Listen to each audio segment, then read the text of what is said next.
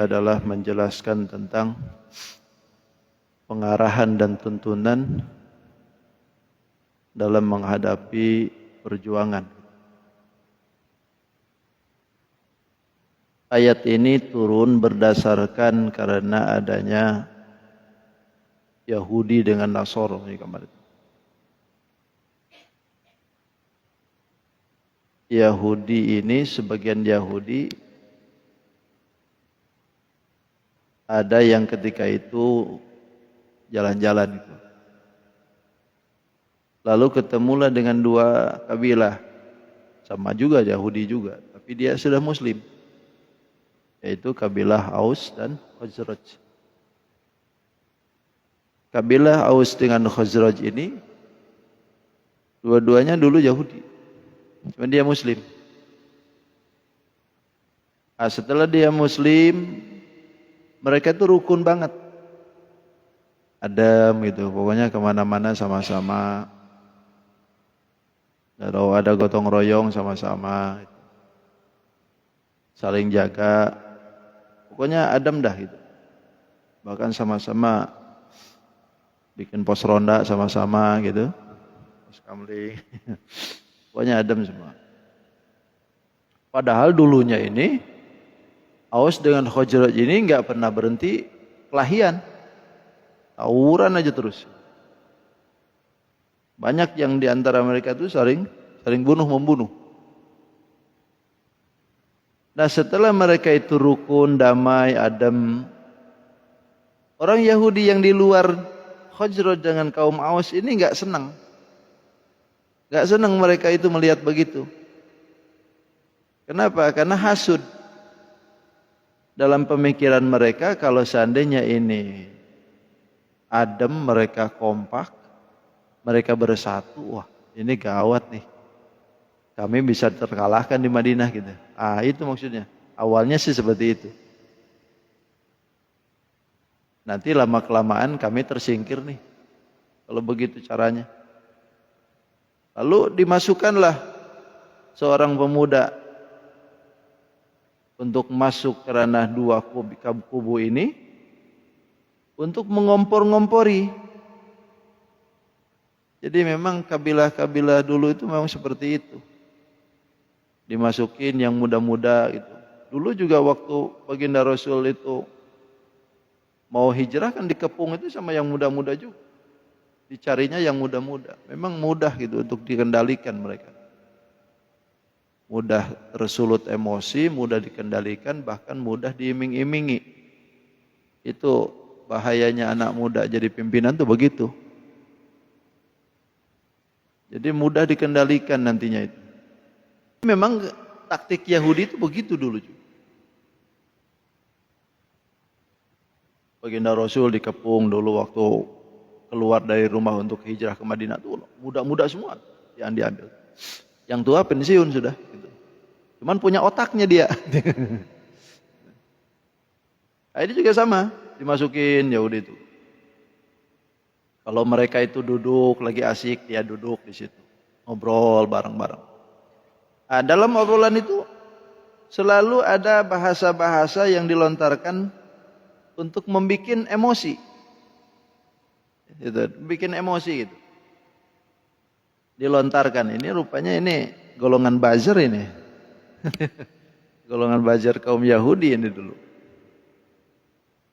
Sampai pada akhirnya ada satu masalah, yaitu peperangan Bi'as, antara peperangan kaumnya Khazraj dengan Aus. Ini peperangan yang memilukan kalau bagi Khazraj ini, karena mereka kalah perang dalam situasi itu oleh kaum Aus, sehingga dendamnya minta ampun. Nah, ketika mereka sudah damai itu sudah dilupakan, tapi ketika disulut lagi masalah itu, bangkit lagi mereka tuh. Nggak terima tuh. Begitu sudah ini timbul percekcokan, sampai akhirnya kata mereka, udah kalau begini kita perang lagi aja yuk. Ayo kalau begitu. Udah siap-siap. Kapan? Di mana? Nanti tanggal 12. Ditentukan tuh. Ribut semua. Akhirnya mereka mau perang. ambil senjata kembali sebagaimana dulu mereka lakukan. Udah siap-siap, baginda Rasul datang karena dikasih tahu. Datang Rasulullah ke situ. Lalu Rasulullah menjelaskan tentang apa yang terjadi. Lalu turunlah ayat ini. Kata Allah, ya ayyuhalladzina amanu in tuti'u fariqam minal ladzina utul kitab yaruddukum ba'da imanikum kafirin. Kata Allah, wahai orang yang beriman, in tuti'u fariqan, jika kalian mengikuti fariqan suatu golongan minal ladzina utul kitab, dari orang-orang yang diberikan kitab, mereka itu yaruddukum, akan mengembalikan kalian itu ba'da imanikum, setelah iman kalian, kafirin, kepada kekafiran. Lalu kata Allah, wa kaifa takfuruna wa antum tutla alaikum ayatullah. Bagaimana bisa kalian menjadi kufur kembali gitu? Wa antum, sementara kalian itu tutla alaikum, telah dibacakan atas kalian ayatullahi, ayat-ayat Allah. Wa fikum, dan diantara kalian pun juga rasuluhu, ada utusan Allah. Artinya Nabi Muhammad masih di situ. Quran sudah dibacain, ayat-ayat Allah sudah dibacain. Bagaimana bisa kembali ke kufur? Itu mengingat apa yang terjadi itu, kenapa balik lagi ke sana? Makanya kata Nabi, apakah kalian itu mau kembali ke masa jahiliyahmu dulu? Sementara aku ada di antara kalian di sini. Ini nyamannya kalau ada Nabi itu. Ada masalah, lari ke Nabi. Ada urusan agama, lari ke Nabi. Urusan negara, lari ke Nabi. Urusan berpolitik, lari ke Nabi. Nyaman. Tentuin oleh Nabi, selesai, manut semuaan. Nah, kalau sekarang kan nggak bisa gitu. Namanya juga demokrasi. Ya namanya demo ya demokrasi, gila. Itu semua ditunduin dengan pikiran masing-masing. Walaupun pada akhirnya terbentuk juga. Tapi yang namanya pemikiran-pemikiran orang kan masih dikutik-kutik juga. Masih bisa dibuka. Yang sudah diikat sekalipun tetap aja masih bisa dibuka. Karena itu bentuk pemikiran, pahaman yang sudah disepakati. Kalau turun ayat, siapa yang mau ngoreksi? Direvisi misalkan sama muslimin, ini ayat sudah tidak relevan lagi, turunkan lagi yang lain. Enggak ada yang begitu. Kalau sudah turun ayat, selesai semuaan manut. Apalagi yang bacainnya Nabi atau Nabi sendiri memberikan aturan itu, enggak ada yang bisa melabrak Nabi, enggak ada. Karena itu keputusan mutlak. Makanya permasalahan ini pun juga sama, begitu mereka itu diberitahukan oleh Nabi tentang apa yang terjadi, wa may ya'tasim billah, kata Allah, siapa orang yang berpegang teguh billahi, dengan Allah, faqad hudiya ila siratim mustaqim, maka sungguh dia telah diberikan hidayah ila siratim mustaqim, kepada jalan yang lurus. Begitu Allah Subhanahu wa taala menurunkan ayat ini, mereka sadar. Kaum Khazraj dengan Aus ini sadar. Mereka lempar senjatanya. Mereka tinggalkan semua tombaknya. Dan mereka nangis semuaan. Nangis semuaan. Sambil minta maaf, minta ampun, sering berpelukan semuaan. Kenapa? Karena mereka sadar bahwa ini mereka itu sudah termakan hoak. Termakan dengan hoak tadi itu. Awalnya tidak sadar mereka bahwa mereka itu sudah diarahkan ke ranah situ. Tapi begitu ada petunjuk Nabi baru sadar bahwa mereka ini adalah korban daripada sebuah sistem. yang menjadikan mereka itu berkelahi seperti itu. Makanya kata mereka tidak ada yang lebih indah setelah perasaan itu kecuali pada masa itu. Karena awaluhu sya'uman wa akhiruhu sururan. Awalnya kata mereka saling caci memaki, saling benci, tapi pada akhirnya mereka saling gembira. Untung Nabi masih ada, untung Nabi menyererai mereka. Kalau enggak habis mereka peperangan lagi. Untungnya masalah itu. Makanya memang wasiat itu memang harus ada. Yang menengahi itu harus ada. Dan itu ya yang menengahin itu ya oposisi gitu. Oposisi. Jadi harus ada kontrol gitu apa-apa. Jadi jangan ikut semuaan. Jadi oposisi itu penting. Cuman itu tadi katanya oposisi itu nggak tahan juga. Ya, banyak yang nggak tahan dengan oposisi itu. Karena imingan jabatannya lebih.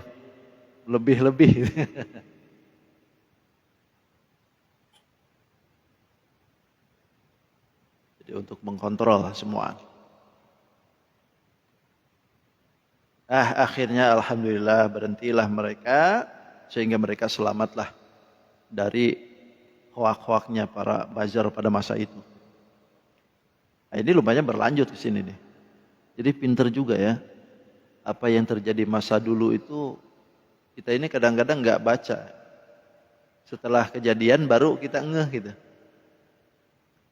Baru kejadian itu sudah ada di kita, baru kita ngeh, oh ternyata di zaman Nabi ada macam begitu tuh.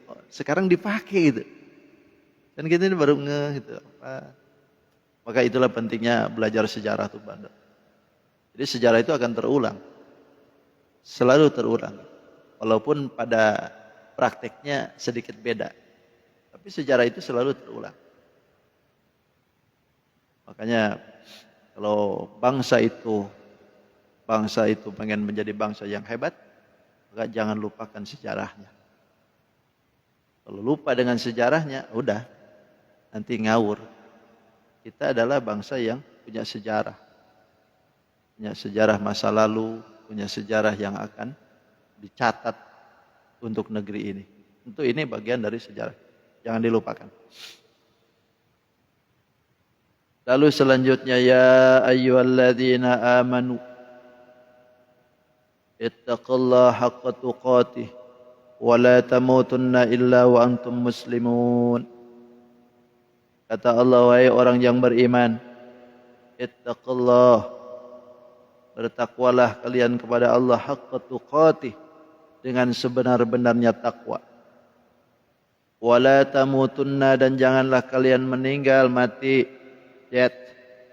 illa wa antum, kecuali kalian semua muslimun, dalam keadaan muslim. Mudahan kita semua husnul khotimah. Kata Allah, hei orang yang beriman, takutlah kalian kepada Allah dengan sebenar-benarnya takut. Takwa itu kan takut. Dengan terus turut tanpa maksiat, syukur tanpa kufur, zikir tanpa lupa. Terus-terusan kita disebut nama Allah Subhanahu wa taala. Harus betul-betul. Di sini disebutkan haqqa tuqatih, dengan sebenar-benarnya ketakwaan. Jangan pura-pura. Jangan ada keraguan, jangan pura-pura, jangan karena. Kalau memang kita ini yakin dengan Tuhan kita, jangan pura-pura. Jangan setengah-setengah. Hilangkan ragu-raguan dalam kita. Karena sebagian daripada kufur i'tiqad itu adalah ragu-ragu ke Allah. Masih ragu adanya Allah, masih ragu dengan rezeki Allah, masih ragu dengan ketentuan Allah, itu masih kufur i'tiqad. Keyakinan kita masih lemah. Yang diinginkan oleh Allah itu ittaqullah haqqa tuqatih, sebenar-benarnya ketakwaan kita.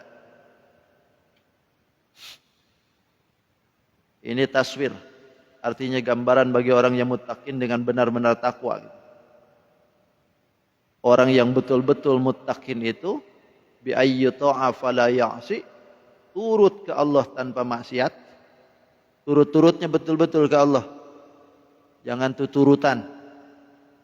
Tahu tuturutan. Nurut-nurut orang aja gitu hidupnya tuh. Taat kepada Allah tanpa maksiat gitu. Ya kalaupun ada maksiat, tobat lagi gitu. Karena kita ini kadang-kadang nggak bisa lepas dengan itu. Ya paling tidak jangan luput lah. Wattabi'in sayyi'ata bil hasanah, kata Nabi. Ikuti kejelekan itu dengan kebaikan. Maksiat baik lagi. Maksiat baik lagi. Gitu aja terus. Wa yashkuru fala yanquru. Syukur terus-terusan tanpa kufur. Itu hakikat daripada haqqa tuqatih. Bahkan wa yadhkuru fala yansa. Zikir ke Allah tanpa lupa. Terus-terusan zikir ke Allah. Lalu setelah itu para sahabat bertanya, "Ya Rasulullah, wa man yaqwa?" Siapa yang bisa tahan masalah seperti itu ya Rasul? Dengan sebenar-benarnya takwa, taat kepada Allah tanpa maksiat, syukur ke Allah tanpa ada kufur, zikir ke Allah tanpa ada lupa. Kira-kira siapa yang bisa begitu? Kata sahabat, berat ya Rasul kalau begitu. Ya kan? Bayangkan kita ini haqqa tuqatih itu memenuhi kriteria 3. Orang yang betul-betul takwanya ke Allah, itu kriterianya 3 itu jangan lupa. Bisa taat terus-terusan tanpa kufur, tanpa ada maksiat. Bisa syukur tanpa kufur. Kemudian kepada Allah itu selalu zikir, ingat dengan Allah tanpa ada sedikit pun celah kita lupa dengan Allah. Sementara kita, lo jangankan nggak zikir, lagi zikir aja kadang-kadang lupa dengan Allahnya. Mulut nyebutin subhanallah, subhanallah, subhanallah, tapi kan keluar juga tuh hatinya. Mulutnya iya subhanallah, tapi hatinya kan kemana-mana. Musim durian, ingat durian. Itu. Musim lempe, ikut lempe. Ikutan semuaan kemana-mana nih hati itu. Dikir habis belanja, ingat belanja. Sedangkan hak ketukoh itu jangan sampai begitu. Berat kan? Nah karena ayat ini merupakan ayat yang memang kata sahabat berat ya Rasul, siapa yang kuat masalah begitu? Lalu Allah pun menasah, artinya menghapus hukum ini. Lalu diganti dengan kalimat yang disebutkan, fattaqullaha mastata'tum. Bertakwalah kalian kepada Allah, takutlah kepada Allah mastata'tum, semampu kalian. Semampuhnya kalian. Nah, ini ayat yang meringankan nih. Asalnya bahasa ini ya seperti itu. Haqqa tuqati, dengan sebenar-benarnya takwa. Kita dituntut oleh Allah untuk beriman dengan sebenar-benarnya keimanan. Sementara dalam prakteknya, ini kalau seandainya enggak diberikan lagi ayat yang lain oleh Allah, waduh kita nih bahaya juga nih. Karena di indahnya juga kita nih taat ke Allah, tapi kadang-kadang maksiat. Iya kan? Taat ke Allah. Habis sholat maling sandal. Kadang-kadang gitu. Beres sholat, doa ke Allah, beres doa, nangis-nangis. Begitu liatin duit kan ngeceng lagi. Jadi ada aja gitu. Habis dikiran lisan kita basah dengan zikir. Begitu datang ke rumah ngomongin lagi orang, basah lagi dengan omongan orang. Jadi nggak bisa lepas gitu. Maka karena ini merupakan berat bagi kita, apalagi dengan masalah syukur tanpa kufur. Waduh, ini kalimat syukur tanpa kufur ini jauh banget nih, berat banget. Karena di Indonesia kita ini banyak kufur nikmat, banyak kufur nikmat. Yang dipikirin nikmat itu kadang-kadang duit, aset, jabatan. Tapi sementara senggang waktu saja, banyak orang yang lupa dengan itu. Bahwa itu adalah nikmat. Senggang waktu sehat itu adalah nikmat. Tapi orang banyak melupakan itu. Dikira senggang waktu itu bukan nikmat dari Allah. Enak, adem, duduk di sini kan, enak tuh. Adem, ini nikmat. Coba lihat Palestina. Boro-boro pengajian macam begini, Bang. Baru ngumpul dikit aja di dor. Jangankan diam di dalam masjid nyaman-nyaman. Duduk di rumahnya saja sudah dibom. Gak ada nyamannya tuh. Maka kita ini kadang-kadang banyak kufur nikmat. Makanya kata Allah, fattaqullaha mastata'tum. Bertakwalah kalian semampumu. Gak usah itu gitu. Kalau misalkan kita ini taat kepada Allah, turut, tapi ternyata ada maksiat, ya udah teruskan lagi aja taat. Dikir, tapi ternyata ada lagi kita ini lupa dengan Allah, udah dikir aja dah.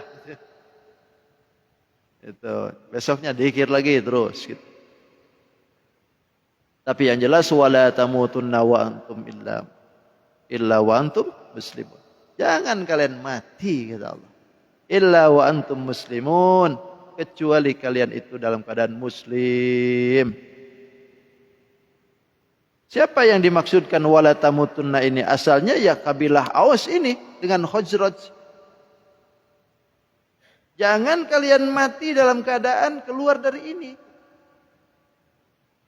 Bayangkan kalau seandainya itu kaum Aus dengan Khazraj pada waktu itu perang lagi itu. Sementara mereka sudah menyatakan muslim. Waduh, keluar dari situ kan.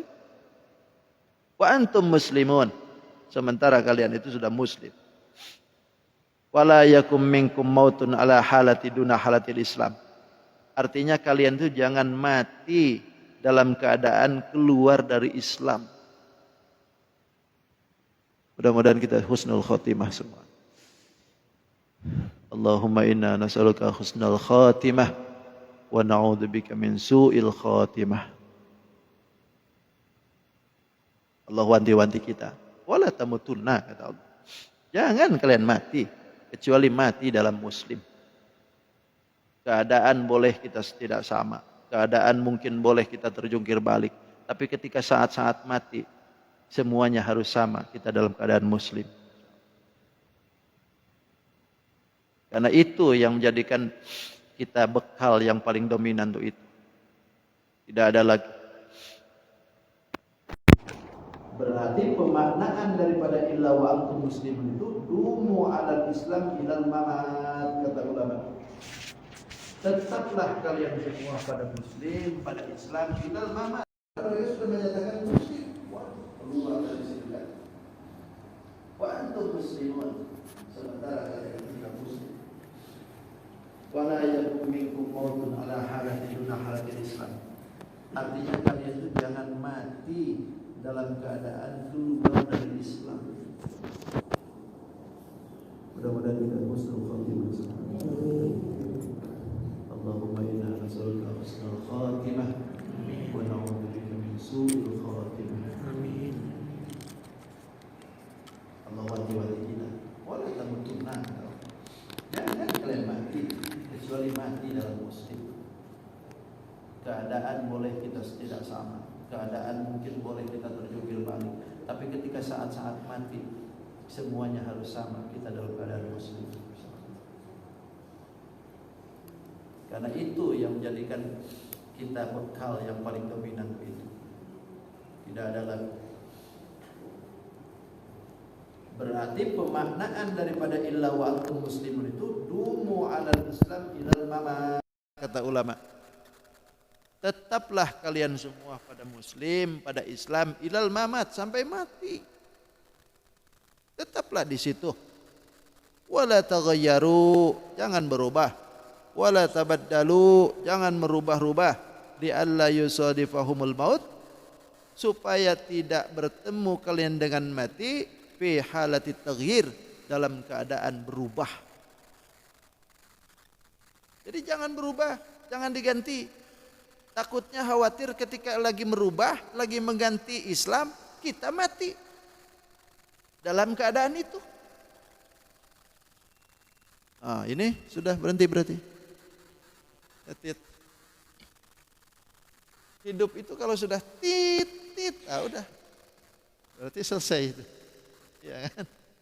Tapi kalau sudah masih gitu, nah itu masih hidup tuh. Tapi sudah tit, udah innalillahi wa inna ilaihi raji'un. Berarti assalamualaikum warahmatullahi wabarakatuh. Allahumma arhamna bil Qur'an waj'alhu lana imaman wa nuran wa rahmah. Allahumma dhakkirna minhu ma nasina wa 'allimna minhu ma jahilna warzuqna tina ana al-layli wa atrafan nahar waj'alhu lana hujjatan ya rabbal alamin. Taqabbalallahu minkum. Ya Pak Ustaz, kok kenapa langsung tutup ya? Karena besok juga kita ketemu lagi. Jangan terlalu lama-lama, nanti kangennya hilang. Insyaallah kita ketemu lagi besok. Assalamualaikum warahmatullahi wabarakatuh.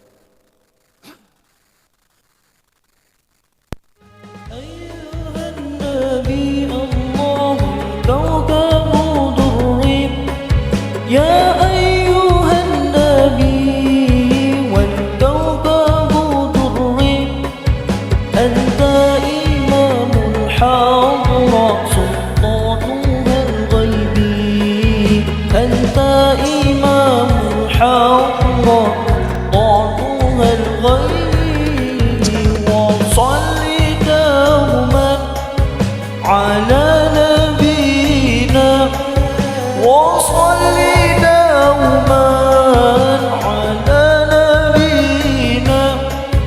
طه المماجد باهي